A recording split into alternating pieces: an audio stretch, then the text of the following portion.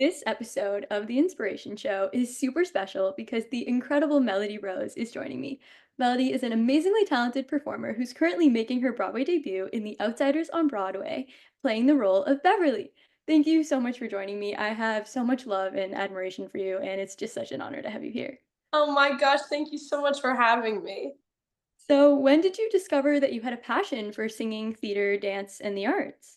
Well, I first started through dancing. I started dancing when I was 3 back at home in Maryland. And my sister was a dancer first. She's 4 years older than me. So she started, and I was like, Mom, you need to put me in dance too. I was just running around like a mad woman, age 3. So started dancing then, and then got really into competitive dance when I was around 8 years old. And then I wanted to go to college for dance, and I went to Julliard for dance, and I did not start singing until I was a junior in college. So singing came along later, and of course, I've always been obsessed with musicals. When I was younger, my mom was obsessed with the musical Gypsy, the Natalie Wood version. So I was constantly watching that on repeat at home at a very young age, being like, I want to be Baby June one day. Like, I want to learn how to do a split or dance like Natalie Wood or and sing like her. And I did like drama club in middle school, but it was like little Western plays that were maybe an hour and a half tops long. But yeah, I definitely found my love through musical theater through watching musicals at home rather than through singing on my own. Oh, I love that. So, what would you say really inspired you to become a performer and who has been an inspiration of yours throughout your career? Oh my gosh. I truly, since growing up, I never really wanted to be anything else other than like a Broadway dancer. Broadway dancer. It was always in my fifth grade graduation letters and ceremonies. It just says Broadway dancer. Not even Broadway actor, just Broadway dancer. Just wanted to dance on Broadway. That's all. And nothing was going to stop me from reaching that goal. Like, especially like 7 or 8 years old, I was committed to making that. But my dance teacher, her name from home, her name's Ashley Cantona Hardy. I saw her dance when I was 6 or 7 in a recital, and I remember turning to my mom, being like, "I want to dance like that." And she had asked my mom if I wanted to be in her ballet class, and she was super technical, and I just kind of followed in her footsteps. And through that, I became obsessed with my dance studio's recital tapes and would just play them over and over and memorize all the dances. And honestly, I think that's probably why I have such a good memory with choreography, because I've watched these dance tapes over and over and kind of like exercised that muscle. Um, but yeah, and every year they would do a production number that they had competed the prior year in the recital. And one of them was Oliver, and one of them was Cats. And it always tended to be a musical theater kind of production number. And I was like, you know what? I want to watch that film. I want to listen to that album. And then, yeah, that's kind of how that started. And Ashley was the one who really got me going into that. But for like Broadway performance, I think it was watching Natalie Wood in Gypsy that really got me going. That's amazing. And it's crazy that The Outsiders will be on when the new Gypsy revival comes. Like, that's just that It's full circle for you. nuts. It's crazy because oh my gosh. Just the fact I saw my first Broadway show when I was 8 years old, and it was Gypsy. So that was my first one, and Bernadette Peters was Mama Rose. So I don't even remember what theater it was at. I really need to look it up. And a story I always tell people is my friend Bethany. She is an incredible dancer performer, huge musical theater girly. She is now a stylist and styled me for my opening night. She styled myself and RJ.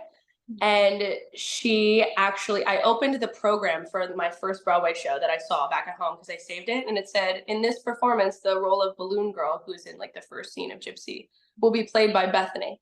And I was like, there is no way that I saw my first Broadway show and now you're dressing me for my first Broadway show. And it was like crazy. It was like this like crazy moment of how did this happen? It's such a small world, and just like kismet and everything. And just the fact that my stage door is going to be 3 feet from the Gypsy stage door, wild, It's wild. And now with wild. the Outsiders performance schedule being different, because now that you have like the matinees on Thursdays, Yeah, I'm back in the city. We'll all have a Gypsy party. We'll all go see I Gypsy. know, we have to. Oh my gosh, it's a dream. That's so full. I always say, like, the theater world is so small because, like, everybody knows everybody in theater, and I think when you have Oh yeah. full circle moments like that, it's crazy. Wild. It's wild. I cannot wait to see that revival. I'm gonna It's lose gonna my mind. it's That gonna overture makes me sob. I know, it's so good. Oh my gosh. So, you've been dancing since the age of 3, and given your incredible and diverse dance background, what would you say really initially sparked your passion for dance and then drew you toward pursuing it as a career when you got older? Ooh.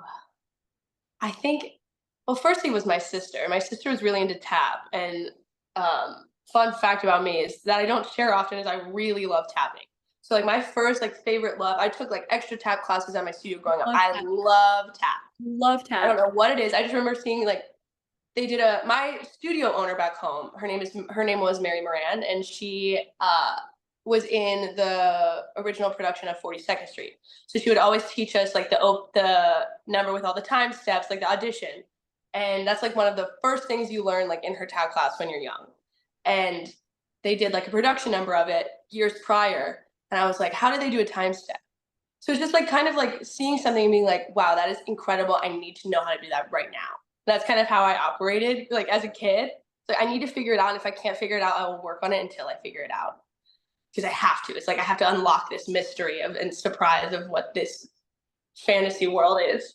And besides Ashley, who I mentioned prior, I think it was going to workshops through competitions and conventions and meeting people like Chrissy Whitehead, who has been in Chicago and Chorus Line, and oh my gosh, so many Jill Wallens, who was in the producers movie and was a Rockette, and just kind of experiencing all these different types of dance styles and people from different backgrounds and different musical theater careers, and being like, you know what, I feel the most confident and the most myself when I'm dancing in a theater class. And that's kind of like how I found out. I was like, yeah, I want to do theater. Because I was really into ballet and I thought I was gonna like pursue that at one point. And then at age 14, I was like, yeah, no, not for me. Not for me. Yeah, no, tap is the best. I feel like not many people tap, and I just when I I put my know. tap shoes on and, I can just start moving my feet and you hear all these beautiful sounds, like, it's so Yeah. So cool. We need more tap shows. Yeah, I know, I was talking to Sarah Grace about it, and she's like, "I don't tap." And I I'm know like, she "That's keeps okay." telling me that. I'm like, you I was can like, learn "We though. got you." I was like, "Melody, I will teach you. Don't you we got it." We will teach you right now. Oh, no, I tap is know. the best. I wish we had more tap numbers on Broadway because I know that, like, that's Insane. something when you go and audition, like, they normally ask you, like, "Can you tap?" And, not a lot of people can, and I just wish that it was something that was, like, more out there kinda. Yeah, I think it's kind of scary to the people who haven't tried it just because it's so loud. I Yeah. think it's kind of like for dancer first trying to sing for the first time and you're like, I'm scared, which is myself included. I think that's probably Yep, like I've for been like, there. Yeah. yeah, for like dancers, I feel like it might be like, I'm being too loud, like it's scary, like you can't really hide your flaws in tap. Whereas Oh, like 100%, you can yeah. change your angles for certain legs and like technical styles, but tap, like you don't Yeah, make a sound, we can hear it. Like that's you can't fake tap. that's true. That's so true. So you went on to become one of 12 women accepted into the Julliard School Dance Division and graduated in 2017 with a BFA in dance. How would you describe your experience with the Julliard audition process and your time being a student there? Oh my gosh, it was a whirlwind. That audition day, I woke up and started crying to my mom, and I was like, this is gonna be the worst thing to my self-confidence ever. I don't wanna go. I had like already auditioned for other schools and like thought like, okay, like this is just reaching way too high. I'm shooting way too far with this one. Because there's 5 rounds. It's a ballet class, a modern class. You do a solo, 2-minute solo, a coaching round, and an interview. And they start with a big group of people. I think I had about 70 or 80 people in the ballet class. And like these people are like tapping people to leave during the bar. It's like spooky scary, like so intense. I don't know, like you could make a movie about it. And I remember I was like, there's something washed over me. And I was like, you know what? I'm just going to see how this is going to go. I'm just going to be calm. And that was like something washed over me. And I was like, I'm going to be calm. I'm just gonna like stay to myself. I'm not gonna look around the room and compare because that's not gonna do anything for me. I'm gonna stay on track. The girl at the bar in front of me had like 180-degree extensions, and I'm sitting there like a little bit above 90 in adagio, like freaking out. I was like, oh no, like this is so over for me. Like I hate this. Ballet went on. They called the people for modern. The 70 people turned into 22. And then we did a modern class, and it was basic rhythms and trying to like prances and like very basic modern. and this like rhythmic pattern of prances and claps that they have you do every audition, they do it. Um, Trips a lot of people up. It's like musicality. They're seeing if you have like really a sharp musicality. And then that 22 became 8 for the solos. I was like, I don't know how I'm here. So after that big cut, I was like, whoa, okay, I think I can do this. And it was, I think it was 2 girls, the girl who, and her name was Eliza. She ended up being in class with me, and 3 guys for the following round post the solo. So it was just like a bunch of us, and then we did our solo, and I did like a competition solo. It wasn't anything artsy fartsy like a lot of people prepare for Juilliard. I didn't do modern until Juilliard. I did not ever do a modern class. I didn't do Graham, Horton, Cunningham, no idea. I knew of them and I knew of the style. I maybe took like a workshop or 2 or did like a modern class where I did swings when I was like 7, but I never did it. So I was so horrified that I was just going to look like I've never done this before. So after the solo, or I went in for the solo and I was doing like fouette sections and like scorpions and chin stands and competition tricks. I was like, these people are gonna think I'm insane. But then they ended up keeping me for the next one for coaching. So it was 5 of us. So like I said, three guys, 2 girls. And it was basically like teaching a combination quickly and then giving you corrections and seeing how you received feedback. Like if you took it personal, because it's true, like in the dance world, theater world, anything, like if you take something too personal, like it's gonna destroy you. And you have to have that thick skin, like for the rejection of it all. And because that's just part of the business. It's not even personal. It's just right place, right time, right fit. So it's just kind of like giving us corrections and teaching us different focuses and different dynamics of movement. And then they cut the 5 down to 4. It was 2 guys, 2 girls. We did an interview. And they were like, "You're one of 40. You'll hear back in a few weeks if you're one of 24."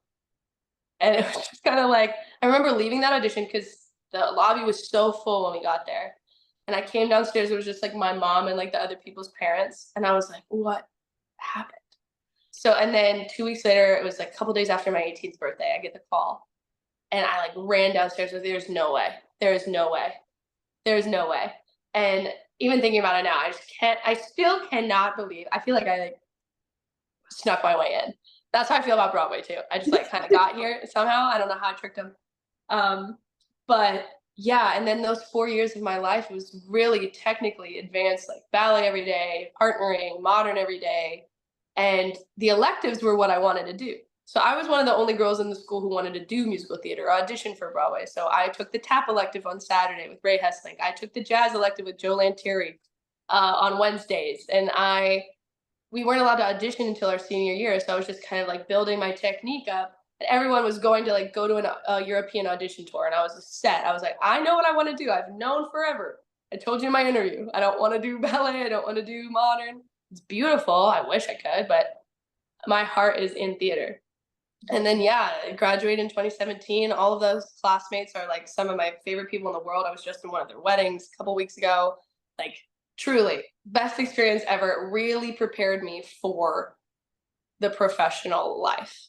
If I wouldn't have gone through those 4 years of strenuous, heartbreaking, exhausting training, I would not be the person I am today.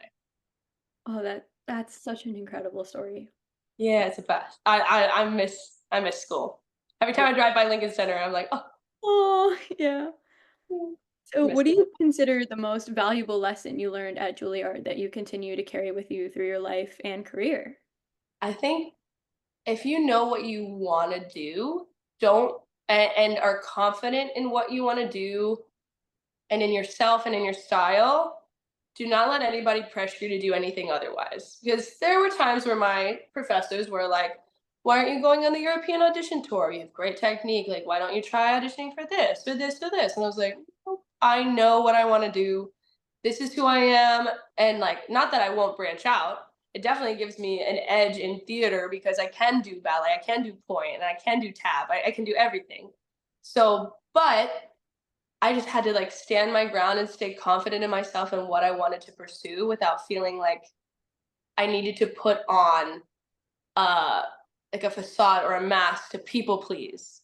Because as a people pleaser growing up, in the dance world, you just want to like be the best and please your teacher. And like that carries on to college and you still want to do that too. And trying to fit it's like trying to fit a square peg in a round hole. Like that was me trying to do like concert dance. Like Yeah. that no, like I know what my strengths are. Like I could do that if I wanted, but it was just staying confident in the path that I wanted to take and know that it was going to work out for me without having certain professors or certain teachers tell me otherwise. Or if somebody told me like, or like hearing in class like corrections that are subjective, like realizing like, oh, you know what, I'm not bad, I'm not tone deaf, I'm not like anything like that, that people would like whisper and laugh about. And people would laugh about me at school for wanting to do musical theater at Julliard because it like was the easy thing to do. I'm like, no, it's not easy. It's And not now easy. there's people in the dance division who are like getting into theater and they have no idea what to do, and now I can help them. Yeah. Whereas like it's like I stood confident in like myself. Yeah, just staying confident in yourself and sticking to what you want to do, no matter what people tell you otherwise. Yeah, don't listen to Yeah. people. I don't know what I'm trying to say, No, but I know exactly what you you know mean. exactly what I'm trying to say, but I can't get Yes. it out of my mouth. Oh, no, I know exactly. Um, yeah, stay Yeah. stay true to yourself. I'm so Is the with you on lesson. that because I feel like, as a dancer and someone that also is a theater performer, like doing musical theater also kind of in the dance world, like you never know what a show is gonna throw at you. Like if you're Ever. set with a specific style and like that's your heart, I love that and I totally stand by that. But like with Totally. theater, there are so many different styles. You can have a tap heavy show, you can have a jazz heavy show, like and even with the outsiders, I think that's what was so crazy for me is seeing the greasers and the socias dance. That was Yeah. no way. Like I didn't picture it to be such a dance heavy show. And then when I saw it, I was like, it's perfect. It's Yeah. exactly how I would see it if they were in a theater world. And I think it's so crazy that, on Broadway and in theater, all the different dance that a show throws at you because it's unpredictable. Yeah, it's so unpredictable. And it's like I loved the juxtaposition of the movement qualities of the socias and the greasers because it's exactly like you would think. Like socias are technical and upright and held, and the greasers are like gritty and grounded and like groovy. It's like Yeah. so cool, like how the Coopermans did that. Like Tilly and Kristen and all of them figured out that movement vocabulary that works so well at telling the story from two different perspectives. It's So cool. perfect. So, having studied at Juilliard as well as other various dance institutions, how has this diverse training contributed to your growth as a dancer and prepared you for a career on Broadway and in theater? Oh my gosh, I just feel like whenever I teach students, I always tell them to try as many styles as possible, and if they like them, great, and if not, whatever, but at least they have the tool in their tool belt to pull from if something comes up. And it's more than just being a marketable dancer for being like versatile from just a broad sense of training. Yeah, I can do point, but I can do hip hop, but I can do musical theater. It's not as simple as that. It's like almost just like yeah, just having the toolbox to pull from whenever you need to at any given time. And it's almost kind of like it almost makes you more mysterious when you have a broader toolbox because it's like, what you do that too? It's like, yeah, no, I have this. I can show you. I can create a vision that you're wanting to come to life that I wouldn't be able to show you if I didn't have that tool. That makes sense. Yeah. So interesting.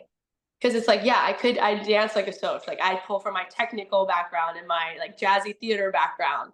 But like, and it comes from like what I was saying about the dance studio tapes. Like Mhm. I see that and I don't know how to do that and I need to know how to do that right now. It's like you're like hungry to learn something new so you can portray something on stage to make somebody feel what you just felt. So yeah, that's how I feel about like pulling from different techniques at any given time. Yeah, I think it just makes you more versatile, more marketable, but not as simple as more marketable. Yeah. More exciting to watch. I love that toolbox analogy that you brought up. Like so many people in my life use that analogy, and I think it just changes Yeah, perspective on, life too, and also like being a performer because like every different experience that you do and you get the opportunity to do and like the role you play, you get a new tool from it. And it's just yeah, everything you do, every step of your journey gives you a new tool, and then you can use that for other future steps. And I just think that that's so cool. absolutely. Yeah, and this show in general has just taught me to it's a lot of dynamic qualities in the show, especially through the greasers movements, about not giving it all away and kind of being more pedestrian with your movement, which I think is like so cool to watch. It's almost like it's similar to Andy Blankenbuehler and like Hamilton and like how they're like almost too cool, but you're like when they need to, they will show you everything they have, and it's like so much more effective than like going 150% out the gate. And I've like kind of learned how to apply that. And on top of that, with this show, like listening, like being in between like people like Brent Comer and Emma Pittman, and just hearing the way that they sing and use their voice, I think that the tool that is least shiny for me, even though I've grown so much in it, is singing. I don't know a lot about the technicalities of it, about the dynamics of it, placement. I can't read music. I can like read time signatures, but I can't like read the notes. And yeah, just like listening to them and just kind of like applying that to myself. And Maggie Kuntz, oh my gosh, one of our swings, is one of the most unbelievable singers I've ever heard in my life. And just listening to her, I can learn so much about how I can change the way that I sing to be more confident in myself. So that's like the main tool that I've learned from the show. Oh, that's awesome. So can you share a little bit about your favorite dance performance you've been a part of and why it's your favorite? Favorite dance performance I've been a part of. Oh You my have God. so many to choose from, I'm sorry. Ah, okay, right off the top of my head. Okay, listen. The Outsiders, duh, of course. Oh, yeah. Besides the Outsiders, besides like the Tony performance and like all of that, Yes. every show that I did of Cats the Musical, I danced my heart out, like every day without fail. I wanted to do that show for so long. I auditioned for that show, I think, 7 separate times. Mhm. It was like 4 times for Broadway, like 5 times for Broadway, twice for the tour. And it was like it would be so close, so close, so close. Didn't happen. Didn't happen. I was like, okay, it's not meant for me. It's not meant for me. And then I was like working my day job at Soul Cycle, and I get an email, and it was like from Xavier, who also cast Outsiders. Betters, He was yeah. like, hey, like somebody's leaving the tour, like we're interested in maybe using you as a replacement. Like, can you send? But this track also covers Syllabub. Like, can you send in a track? Whatever. Sent that in. Got the call. Went on tour within like a week. It was like such a quick turnaround, and that show is so dance heavy. Like in being in that gross sweaty unitard was the best feeling in the world. I got it was technical. It was exciting. We did pas de deux. We were tapping. We were doing jazz. We were crying, laughing, singing, running in the audience, Yeah. climbing on things. It was doing magic tricks. Like, it was the most exhilarating feeling in my life. And at the end of that Jellicle Ball, it's 12 minutes long. It's the hardest thing I've ever done and probably ever will do. Best feeling in the world. Most euphoric feeling I've ever had on a stage. And it happened every night. And anytime, I think I never called out. I think I took 2 personal days. I never called out of Cats because that feeling was so almost addictive. Like, the way that I just like would dance, and just see my friends, and I was just smiling out of pure joy, not just because I was told to. Oh my God, it was the best. I remember seeing that show when I was younger, and I remember Yeah, just sitting there, and I turned to my dad, I was like, "I need binoculars," because I needed to see every yeah, single dance move that was happening, and it was just I think that show, it's so transformative, like, you come into this whole new world, and I can't even describe it with words, like, it's incredible. right. And no one understands it. People are like, "That's so weird." I'm like, "Yeah, it is." But if Yeah, you it really is, get but it's into it, if you really imagine here, you really put on your thinking cap, and you see this whole world and story. There's actually a storyline. I understood it when I was 10 when I saw that DVD. And I was such a theater kid with Cats. Like, it was one of my first favorite things. Like, Jacob Brent as Mr. Mistopheles, forever my favorite. And I saw it at the Hippodrome in Baltimore on tour, because the Hippodrome Theater, I'm so lucky that it's 10 minutes from my house. Like, I live right by growing up, I lived right by BWI Airport, right by Baltimore. And I went to see it, and they like had streamers that came out into the audience for Mr. Mistopheles, and I still have them. I still have them in my room. Oh, Mr. Mistopheles was my favorite number. The Like, best. well, It's the best. it's so good, and I have to ask you, I mean, every theater kid wants to know this, so I gotta throw it out here. How long did that Cats makeup take? Oh my gosh, when I first I was one of the twins. I was playing company, but I covered Victoria and Syllabub. So I did 3 Cats. It was almost like I was like an on-stage swing, but not really. Oh, yeah. It's kind of like The Outsiders, where I'm on stage, but I covered Cherry and Marcia. So who Yeah. knows? Who knows? And I have a twin. I was Tantamile, and the twin was Coricopat, and our makeup had to be exactly the same. So I couldn't like make any big mistakes, or just kind of like go on my own. Where a lot of the cats were kind of like given leeway to do whatever. They had like a couple colors in their color or makeup palette.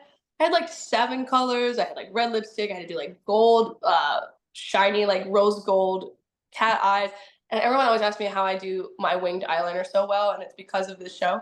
And it took me, I think, the first attempt, and it looked so bad the first time I did it. It was like an hour and 20 minutes. Oh my gosh. But then it got better and better, and I'm pretty quick at makeup, and this obviously helped a lot with that. If I did it like really fast at like an average look, it took me 30 minutes. But I would have to get to the Good. theater so early to like do a full warm up because you were dancing your butt off. Like it wasn't like I could just like warm up with the opening number or like warm up with like the drive-in. Hi, Matcha. Hi. Where's she from? There he goes.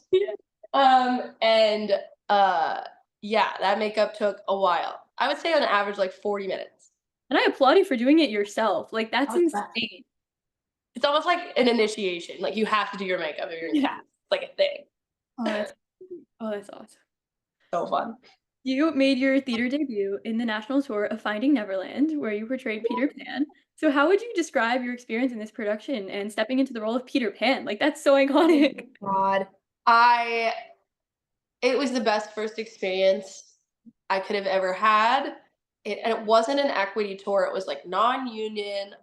We didn't really fly anywhere. We traveled on a bus.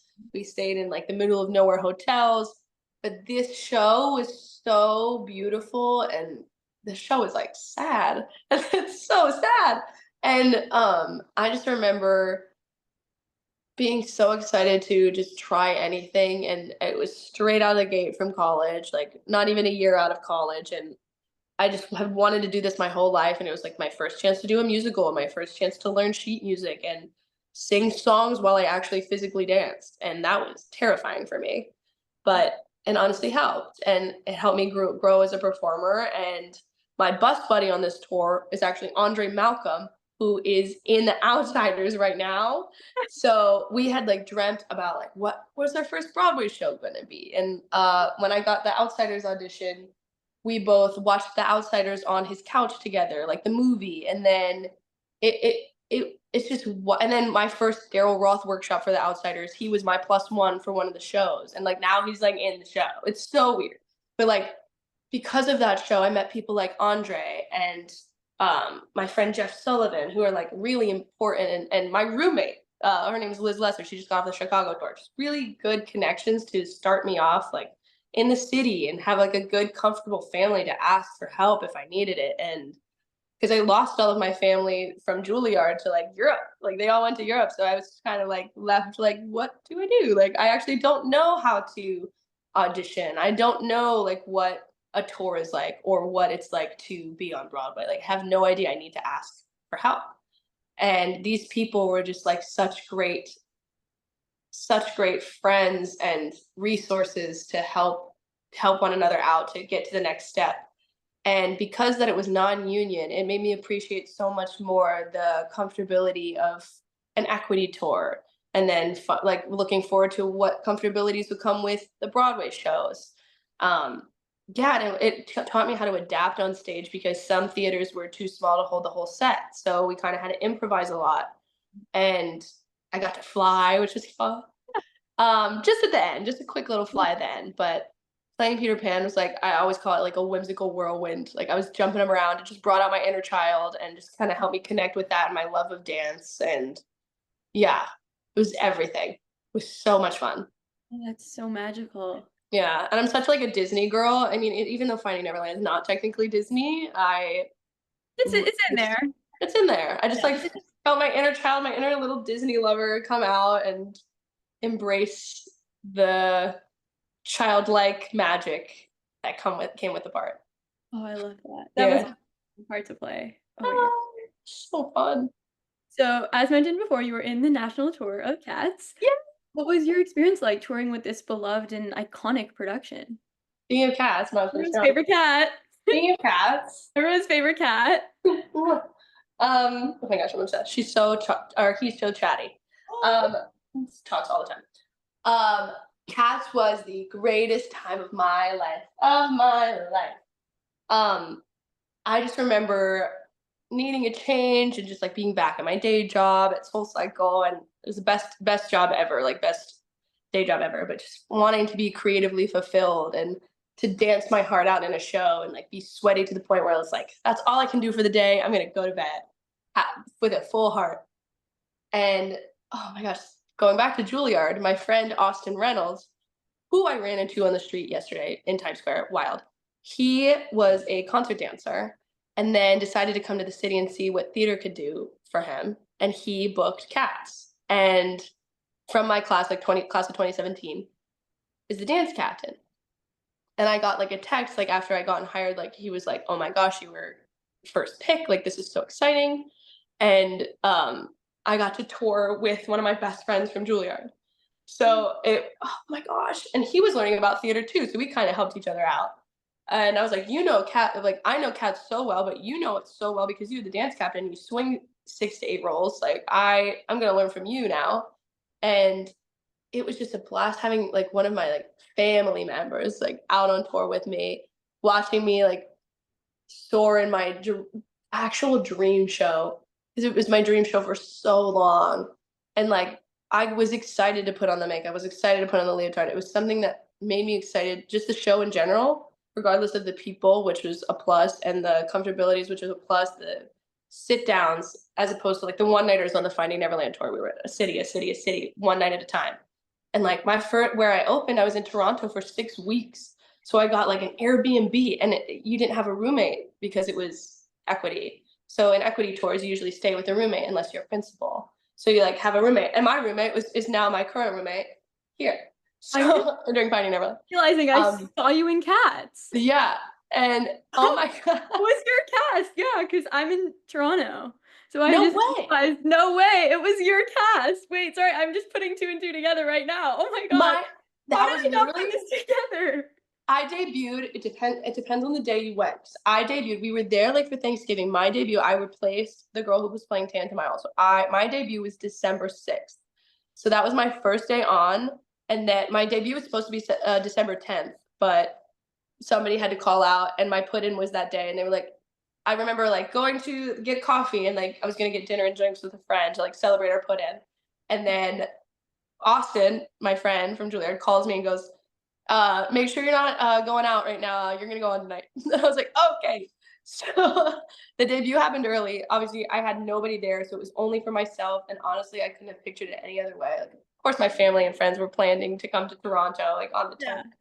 10th. So it was like a magical moment that I had for myself. And I just remember after the bows, I was weeping, weeping, crying so hard, just gross makeup down my face, just sobbing. And yeah, it was just the greatest time of my life. And obviously it was shut down because of the pandemic, which is so sad. I never got to go in for Victoria, which is still on my bucket list. Oh, so fun. Oh my God. But I truly, every second I was on that stage, I was beaming. And sure it was hard. And yes, I was exhausted. I would sleep in until like the final minute that I had to before I had to Yeah. wake up and walk to the theater. It was like I didn't have to exercise. Like I didn't have to dance. Like I was dancing all day. I did all my exercise and technique and dancing in one show. So it was just yeah, a dream. I can't imagine those two doshés, man. Oh, 5 show weekends. Oh. We had 5 show weekends. I don't know how we don't even have 5 show weekends with the outsiders. I'm tired when we do 2 Yeah. show days. Oh my God. Oh, if I did it now, I'd be dead. That's crazy. Rough. They were rough. So what would you say your process was like prepping for Cats and for a national tour? Oh my gosh, my process. Well, for the first tour, Finding Neverland, I always talk about this joke where the first day I went up to my friend who's now one of my best friends, Jeff. He's about to be on the Moulin Rouge tour. Oh yeah. And he was playing Jay and Barry, the lead guy, the guy who writes Peter Pan, all this stuff. I go up to him and I said, "So do you cover anybody?" No, of course he doesn't cover anybody. He's the lead of the show. And I like asked that question fully serious. I was like, well, no. And I was like, wow, I feel stupid because I don't know how this works. I was like, maybe the principals like switch around or whatnot. That'd be so fun though. Oh, absolutely. We should make it happen. And I packed for that tour like maybe 3 days before. I left and I was so unprepared. Like, to be quite honest, so unprepared. I just kind of went with the flow and learned as I went. Grew as I go. Grow as you go, you know? Yeah. And with cats, I was way more prepared, but I had way less of a time period to prepare for it. So I was just kind of like throwing stuff in my suitcases and like sending stuff out in a trunk. And then I got to Dallas as the tour was happening. So I had to learn the tour as the tour was happening. So I would go in a studio while they did the show with the dance captains and learn the show. And that's like a beast of a show to learn. But yeah, so yeah, and preparing for that, I don't preparing for Finding Neverland was more of a feat and a obstacle than Cats. Cats was just kind of like thrown at me. Um, but yeah, it was just kind of like also learning how to take care of myself on the road, knowing that I had to like prioritize sleep and realize, oh, yes, you have to prioritize sleep. You have to prioritize your health. You have to prioritize fitness and nutrition just to make sure that you're able to keep going and you don't call out a bunch and you can be responsible and um, counted on by your stage management creative team. Yeah, just learning about that. Oh, that's awesome. And I have to say, I love all the little, like, small worlds that connect in all these Yeah. ways, and, like, that I wanna, like, cry when you're like, "It's such a small world." I was like, "Oh my god, that's crazy that you got to do this with so many friends," and, the friends you make along the Oh, way is amazing. yeah. The family that your show gives you, like, there's no words for it. But, like, No worries. people that you already know, like, it's so full circle. Yeah. It's amazing. So full circle. Yeah. Very lucky that I Yeah. got to like continue a new journey with all of them. It's amazing. So you are currently making your Broadway debut as Beverly in The Outsiders on Broadway. Shout out to our favorite girl, Bev. So before getting cast in the show, were you at all familiar with the story or have like any personal connection to it? And then why did you feel like the need to be part of telling the story? Oh my gosh, of course. I definitely felt connected to it. I know that my family was more connected to it than I was at first because I didn't really know. I remember reading it and I remember seeing the movie, but very long ago. And my mom and my aunt loved like Matt Dillon, Patrick Swayze, and Rob Lowe. Of course, it was such an iconic film for younger girls in the 80s. And that was mainly my experience with it. And then I got the call for an audition. I think it was March 2022. And it was like your role, it's the greasers and the socias. And I dressed kind of like, well, I wanted to dress like Sandy from Grease. And I was like, I don't think that that is the way to go. And I was like, you know what? I'm just going to wear like black leggings and black halter top and put my hair up in a curly ponytail. Just so I look a little preppy, but like I can see how I dance. Went in, did an audition. It was like excerpt for Little Brother. Um, and oh my gosh, then we got called back for singing, then another callback for partnering, and the partnering callback went so erratically, terribly wrong. And I thought I broke my rib. I was Mm. accidentally thrown into a table. It was like it was hilarious. And like, don't get me wrong, just there was no space in the room, and I was thrown into a table. And I thought for sure, I was like, there's no way. There's no way I'm going forward. So I called my agent. I never called my agent. I called her crying and I was like, "Oh, I felt so right for the show. I felt so confident. Um, just because I feel like this story, how they're modernizing it is so important for today's society to see and feel and hear, even for mental health, for race, for everything. And I was so bummed. And I was like on my way to go judge a dance competition, like on a train, like holding my rib, thinking like I'm not gonna be able to dance. I don't know what's going on. Like with no health insurance, can't go see a city MD doctor because I'm dirt broke. Like I need this job. And while I was calling my agent was like, "Well, you already got a call back." So I was like, oh, "Okay, awesome." Don't know. I guess they were like, "Yeah, we're gonna go with the girl who was thrown into the table." And no, we got to do it again, and it went fine. Good, good. Um, but then I was called back, and then we did another partnering callback, another singing callback, and then called back again for our final callback. And that was when the entire creative team was like sitting across the Barishnikov dance studios, I think. And they're so long. It looked like the Last Supper. It really, and I was like, I can. And there was one chair in front of Danya, and I was like, I'm just gonna blur everyone out because I cannot. It was almost like that. The Julliard audition thing was like, you know what? I'm gonna be calm. Yeah, be calm. Because there's no other option. It's either be calm or panic. Yeah. And I panic all the time anyway. So I was like, you know what? I'm gonna choose the high road right now. And then I had to sing. I did like Cherry Dally scenes that used to be in the show that aren't in the show anymore, with a reader. And then I sung my song, and then Justin Levine was behind the piano. He was like, "Can you change the key right now on the spot to see if you can hit some of these notes?" So he changed the key higher, like a couple steps higher. And I was like, I'm so nervous about like my singing. Obviously, that's like the main thing I get nervous about. And I was like, you know what? Yes, I can do that. And I just didn't know if I could or not. I just was so confident in the way that I explained myself, sung it, and then got the call. And then after doing the Daryl Roth workshop with all, I'm trying to think who was even there. It's like Tilly and Sky and that are still with us today. Um, After doing that, I was like, yep, this is correct. This is what I want to be doing. This is the kind of story that I can be telling, being artistically fulfilled and physically fulfilled. Um, and sure, it's not flashy like Cats, or it's not flashy like a chorus line. And yeah, I'm probably not going to be dancing my butt off, but I will be affecting people and telling a story that's so much more important than if I'm busting a move on stage. And that was like, oh, this is where I know, like, I figured out what being artistically fulfilled felt like. Yeah. And um, yeah, that's when I knew. I was like, okay, I want to continue with this. I hope that they ask me to continue. And then they asked me to continue the La Jolla. And then it was just kind of like, are they going to keep you? Are they going to keep you? And then we got the email or the call, like, Broadway rehearsals start the X, Y, and Z after these workshops. And yeah, it was nuts. But yeah, it was from that Daryl Roth workshop where I really realized, okay, I was like, oh, I watched the movie again before doing the Daryl Roth, and I was like, oh, it's like poor boy and a rich guy, and it's so much more than that now, like so much more.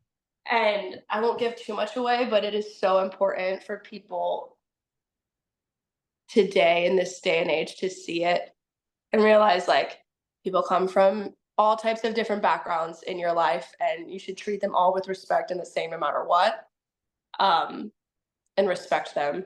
And yeah, this show is just so important for people to see, and it affects all people. It's not just adults, children, older people. It's not just uh, guys, girls, background, non-binary people. Like, and it's everyone on the spectrum. It's amazing. This show, it holds such a special place in my heart. It's just I can't even use words to describe it. Like it's so Oh, so special. So having been with the show since the La Jolla production and even, before that too for yeah. jobs, like so you've been there like since the beginning portraying Bev. How do you think that your portrayal of the character has evolved and developed over time? Oh, it's evolved a lot. I think there was like a line I bring up a lot that Adam Mhm. Rapp wrote about my Yes. character's name and having her dad like own a jumbo jet plane. And there were other social girls before besides Cherry and Marcia. We kind of like created this whole world and the movement quality. And we talked with our anthropologist and Dr. Michael Ralph like about what our characters in the 60s, our backstories would be if we didn't really have a clear cut like name. Like Johnny Cade, we know his background, we know his story, we know where he's coming from. Whereas new characters like Ace or Beverly or Trip or Brill or whatever, we have to figure that out for ourselves, and in order to be authentic to the story. And it was fun. It was kind of like Bev's kind of like a Blair Waldorf kind of gal, and Yes. she's already like a shoe in for Yale. She doesn't have to try hard. She's probably the richest of the Socs. She's a steady relationship with her partner, Brill. Whereas she looks down on others, like Cherry, like trying to mess around with Dallas as the driver. Like she looks down on others, but she has this whole problem at home with her mother, like, and being able to do what she wants or feeling like she has to be up to a certain standard. Um, but yeah, watching her grow from just a line on a page that ended up being cut anyway, and like me, like just being a girly girl in Daryl Roth, to really focusing with a professional and creating a backstory that makes sense. That's not just like, oh, she's rich and she's mean. No, she's like actually like she's unfortunately and not like me, but she's racist, she's cruel, she's a bully, she's homophobic. Like it's like all of these things that people don't really want to talk about or portray as a character, but it's important for people to see that in order to see the stakes that are in the drive-in, or the stakes between the socials and greasers, or the stakes between females in 1967. If you looked a certain way, or if you dressed a certain way, like how one would look down on you or up to you, and or hate you or love you. And then from La Jolla to Daryl Roth, a lot of the exercises that Danya had us do in warm-ups were mirror exercises as our characters. So obviously you mirror, you do the same thing on opposite sides. She would put on songs and she would create themes, and she would be like, as your characters, the theme is playing on a playground when you're 5. So it's like the difference of how you would be with another character on the stage, like say Beverly and Ace when they were 5 would probably play on the playground together. It's like until your parents or a higher person in your life or guardian tells you that that's wrong or that's gross or that's beneath you, you probably would have this like huge heart. It's like heartbreaking to like see the juxtaposition of a younger version of Bev and Ace's relationship or an older version where they're absolutely terrible to each other. And it's because their parents made them that way, or because of their upbringing, because of their financial status, because of their pretty privilege or whatever. And or it would be like sneaking behind the drive-in. It would be like me and Steve, and like how that would be dangerous. Like interracial couples in the 60s, how that would be dangerous. And yeah, it just taught me so much more about the depth of the problems of what's set up for us, like as children in American society, where some people are exposed to less than others. And yeah, it was heartbreaking. And yeah, like playing Beverly it looks cute and it looks fun, but she's a cruel person, and it teaches me a lot about myself and how to like be kinder to others, and um be inclusive with others rather than exclusive in real life. But yeah, the character grew into this pretty intensely dark character. Yeah. So what would you say is your favorite part about portraying Beverly and getting to tell this beloved story on Broadway? Well, another small world occurrence. My partner in the show, Barton Cowperthwaite, grew up from a very technically heavy dance background, and he used to do my dance studio's Nutcrackers back home. He used to dance with my dance teacher's sister's company. Her name's Adrienne Cantor, and I love her to death. So I knew of Bart's from a young age, and I was always like, "Oh my god, he's so good, he's so good!" Like all this stuff. And in the Daryl Roth workshop, he wasn't there, and then the Coopermans know him well, so they asked him to come to a movement workshop. And we were partnered together, and as soon as we started partnering together, I was like, "Oh, this is the best partner in the world." Like I could jump from one end of the stage to the other, and he will catch me with one finger. And just knowing that he has my back and he knows my like very first dance teacher and is close with her and Adrian is awesome. So I have so much trust in him as a person in general. So I think my favorite part about the show and portraying her is dancing with Barton, just because storyline not included is being with Barton on stage. He truly makes it so much better. Whenever I see him, my day brightens. He's such a good partner. I always trust him to do anything crazy. He could, like in the drive-in, he's supposed to just like put me in a press lift down and put me down before I start singing with Cherry and Marcia. But there was one day that he just started adding spins and stuff, and like no, just nothing. I trusted him with my whole heart. I was like, I'm not gonna fall. There's no way. So I think it would be dancing with Barton uh, on stage. That makes me the happiest, and, like, I could not take my eyes off of you guys when you were dancing, like, I mean, as a dancer, when you watch, like, incredible movement, you're just like, "I cannot take my eyes off of you." It was the most incredible thing. Thank you so much. So, what aspects of the show and embodying the character of Beverly have brought you the most enjoyment thus far, and what are your aspirations as the show continues its run? Oh my gosh. Let me think. What am I? Can you repeat the question one more time? So, your favorite parts and, like, your The favorite parts. aspects about Bev, and then that have made you the happiest so far, and then your aspirations as the show continues its run. Okay. My favorite aspects of Bev. It's like, of course, it's fun playing like the Regina George type girl, like in any given production. It's like something as somebody who was bullied like my whole life, it's so fun to be the mean guy like one time in my life. And it's just like, yeah, oh, I have experience on this from the other side. Like I know exactly how to act. Like I know exactly how to portray this person. Like this is great.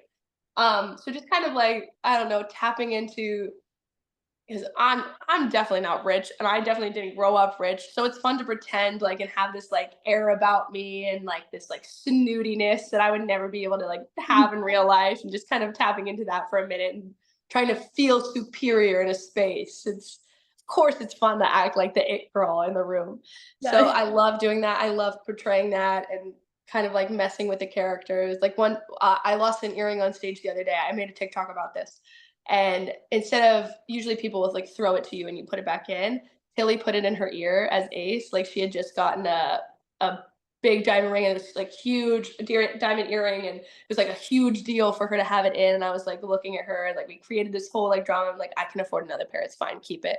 And like we were just like saying stuff like that on stage to each other and just like playing, making fun of that. So I think her confidence, like tapping into her confidence also teaches me a lot about myself because it's like I have a lot of imposter syndrome. So being like the most confident, supposed to be the most confident one in the socials on stage is fun to tap into and play around with when I feel like I can't be confident myself. And as the show goes on, I don't know. There's so much lore. There's so much lore to So much Bev, outsiders lore, so much yes. outsiders lore that we've created for fun. I mean, Tilly just wrote this beautiful piece. I Oh, don't know I if you read read it. it. It was beautiful. Oh my god. Like she read that to us one of our last days in rehearsal in open jar and we all were just kind of like mouth open just like sobbing because yeah, like these characters like are deep. Like they look to the naked eye like, oh, it's just like, oh, she's one of the boys and or No, Bev's just an it girl, and like there's these deep backstories. I kind of want everyone to write one, honestly. I was just gonna say, can I make Yeah, that assignment and and have everybody write one, please? yeah, Tilly definitely was the person who was like, "I'm doing this," and she was like, "I need you to write one for Bev." And I'm like, I haven't gotten the chance to yet, but I'm going to, and it's gonna be great. And like just being able to hear everybody's perspective, like as deep as that, will make a lot of people like understand and almost empathize with the characters more. Like Bob is so awful. But like if you know his background, like his backstory, it's heartbreaking. It's like a misunderstood teenager who's an alcoholic because of his family. Like Yeah. there's so many things you have to empathize with. But yeah, I think as the show goes on, I'm interested in seeing everybody's like background lore, like Tilly just posted. Oh, it's amazing. I mean, it's so cool to see, like, after reading the book and then Mhm, seeing these characters come to life in a theater world. I mhm. think it's so amazing to see how it changes them. Yeah, It was so awesome to totally. experience. So you also understudy the role of Cherry Valance and Marcia. How has your experience been understudying these roles, and how has it enriched your understanding of the story from all these different perspectives? Oh, it's so much fun. It's almost difficult too because a lot of Cherry and Marcia's lines are right after one another. So when rehearsing the scenes, it's like, don't say that line, don't say that. Whereas Marcia's kind of like she's kind of stuck up and like wanting Cherry to not conform, whereas Cherry's like, just let me branch out, let me be free, which is all fun to portray in every different angle. And I got to do my put in for Cherry a couple months ago, and oh my god, it was the best day ever. It You was look so so fun. beautiful. Thank you. Oh my gosh, I was like, should I dye my hair red? But it was so much fun, and like I said, like I used to be so insecure about my singing, and this is such a big obstacle for me to and like a goal for me to be able to be confident singing on my own by myself and like a principal role on Broadway or just in a musical in general. So that was like a fear to check off the bucket list. And it went pretty well. I definitely was nervous. But I'm excited to like go up to bat for it when the opportunity comes before Yeah. when it happens. And just being able to like dance, I got to dance with like I interact with Kevin, and I never really get to interact with Kevin on Okay. stage when I'm Bev or Marcia. I got Yeah. to interact with like Dallas Winston, and I got to interact with like Chet, like dance with Trip and dance with Sean and RJ, and it was so fun. And just seeing the show from a different angle is it's almost trippy. You're just kind of like, oh, whoa, this is way Yeah. different. It's kind of like a choose your own adventure, like immersive thing where you're like, oh, Yeah. whoa, like this show could go this way, the show could go that way. I feel this way about that, and like I'm seeing all of these different fights and uh, interactions in the drive-in that I'm not used to from the car and from The running away car. from Bob and seeing Bob get mad and drinking, whereas like I'm dancing around with Barton and I don't see any of the Cherry and Bob fight at all. And just so fun to like know that that's happening in the background when I'm playing Beverly, so I can be aware of it. And yeah, it's so cool. But yeah, the put-in was a great day. It was very tough and scary, but it was awesome. I was Yeah. very proud of myself. Yeah, like, seeing the show, it reminds me of the one of the lines in Tulsa 67 where it's, like, the town that's torn in two, and it's, like, you have the greasers and the Socs and, playing multiple roles, like, you have Yeah. 2 completely different stories even if you're still playing a Soc, like, Yeah. cool to see that perspective. I can't imagine what that's like. Yeah, it's so cool. Oh my gosh. So, do you have a favorite scene, song, and moment in the show that you look forward to performing each day? Scene, song, and moment. Okay, to perform. Drive-in is so fun because we never Yeah. know what kind of tomfoolery we're gonna get up to. You never know who's gonna interact with who, what's gonna happen, who's gonna hit into who, like if somebody new's on stage, like what's that gonna do if like a swing is on. Um like if, is Ace gonna like bark at Beverly? Like is Chet gonna try to put his arm around Beverly while Brill is there and push him away? Like it's so many different Oh. things that have like we've created. Is Steve gonna blow smoke in Brill's face? Like it's all these little things during slow mo that people are probably watching Ponyboy and Cherry sing. But there's so many little things that we do and say and mess around with our lore, like in the background of that With scene. our lore. So I get excited because it's almost like we have the movement set, but it's like an improvisation of our acting every day, depending on the day. So that's always fun. And it's just like whoever's on for Ponyboy or Cherry, the pacing's different with lines. Of course, everyone's going to portray it differently. So it's exciting to like play with tempo and all of that sorts. Um, so yeah, to dance and portray, definitely drive in, of course. And to listen to is Death to My Door. Everyone, I think it's an overlooked song. It is my favorite song. It's been my favorite song ever since I heard Sky sing The Reason I'm Living Is You. It's the most heart touching, like makes me sob song, and I get to hear it while I'm doing a quick change every day to Melvin as after Justice for Tulsa while that song is happening. But I'm locked in, dialed into listening to them every night. Yeah. And we gotta talk about our favorite boy, Melvin, of course. I asked Sarah Grace this too, and I wanna get your perspective. What's that quick change like for you? And like, doing the Rumble, I mean, I feel like I can say this, the Rumble is the most iconic scene on Broadway right now. And Oh like, my what's gosh. like, playing a boy and doing this quick change and leaving your makeup on? Like, I need the inside scoop. The first day that we put our wigs and pants on, and like our we have like binders and like uh I look like my great grandfather. So I put on that wig and I was like, how am I gonna portray this? And like I instantly went to like just like a player like type vibe and just like started like making jokes because it was during tech when we put on these wigs and pants for the first time, so we had so much time to just like mess around. And Yeah. I like would go from dressing room to dressing room and be like, hey girl, like just like play around. And then like I created this character for myself. And then Sarah Grace, sometimes like if people say her name too fast it sounds like Sergey, so she went with Sergey. And like I've been called Melvin my whole life by like my family, and I was like, that's perfect, it's Melvin.